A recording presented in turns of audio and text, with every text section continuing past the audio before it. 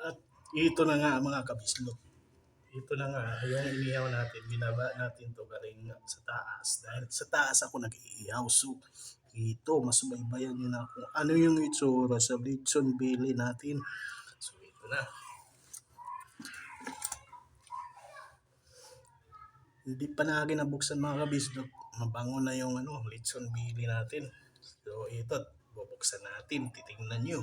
Kayo ang bagusga. Ito. Wow. Oh.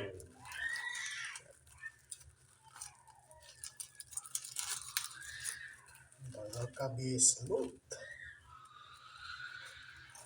Juicy delicious. Yan yung mga kabislot. Blitzon Billy. Kikita niyo yan? Yan. Oh. Oh. Oh.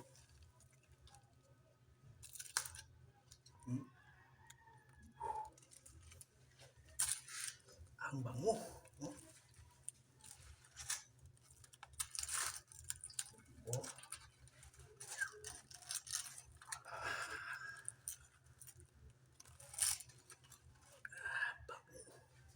Grabe.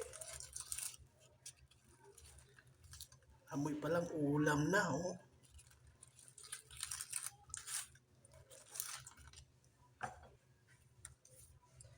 Para malaman natin yung lasa. Titikman natin ng konti.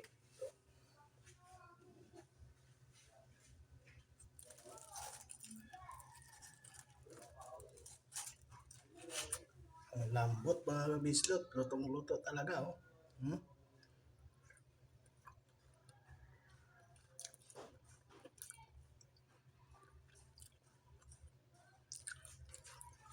Walang doon na masarap siya.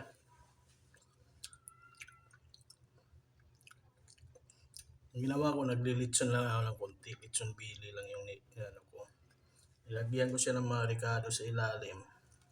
May tanlad siya. Lahat-lahat ng ilalagay ko. Hindi ko inasahan.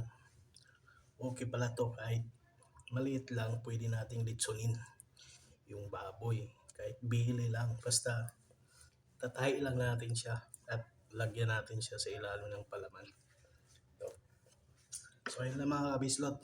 Subaybayan niyo po ako sa mga susunod videos ko at God bless po sa inyong lahat. Okay, bye-bye.